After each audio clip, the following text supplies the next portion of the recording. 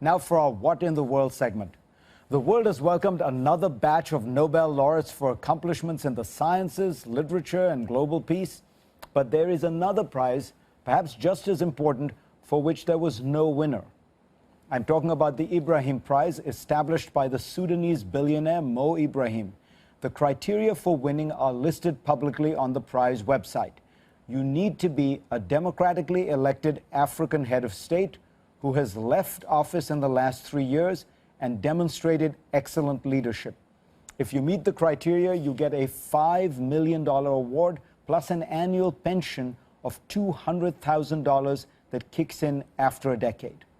The point, of course, is to provide a financial incentive for African leaders to shun corruption. And yet, for the fourth time in its 7-year history, the awards committee was unable to find a winner from any of Africa's 50-plus countries. Bravo to the Ibrahim Prize for holding high standards, even if that means no grand ceremony. So what happened? Well, for starters, presidents and prime ministers need to actually step down. Africa's leaders are locked in a marathon to see who can reign longest. The leaders of Equatorial Guinea and Angola have been in power for 34 years.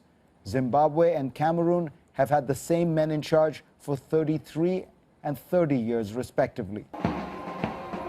These and a number of other African states are nominal democracies, but they are essentially run by dictators.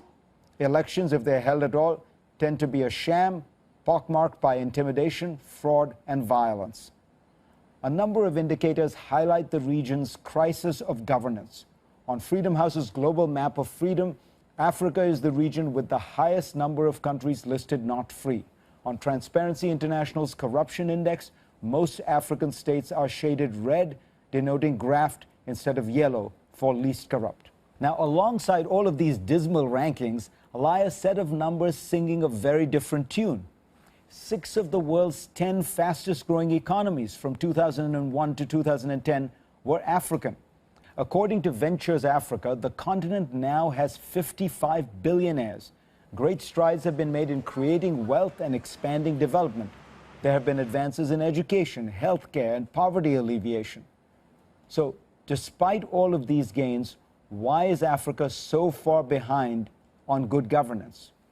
There are, of course, a number of decades-old factors at play, but one of them is new, and it strikes me as an interesting one to highlight: China. For decades, NGOs in Western countries have tied aid money and trade to promises for greater transparency among Africa's countries.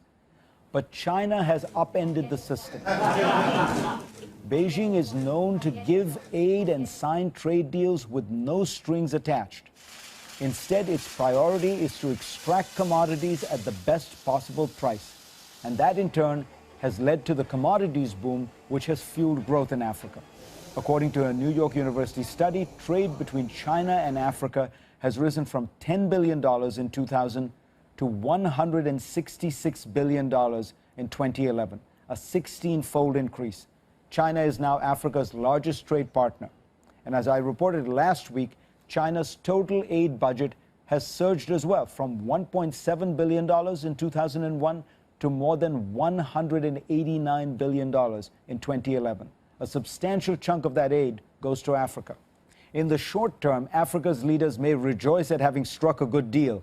They no longer need to listen to Western criticism because China and other countries like Brazil and India are willing to trade no strings attached. But Africa's dictators should beware.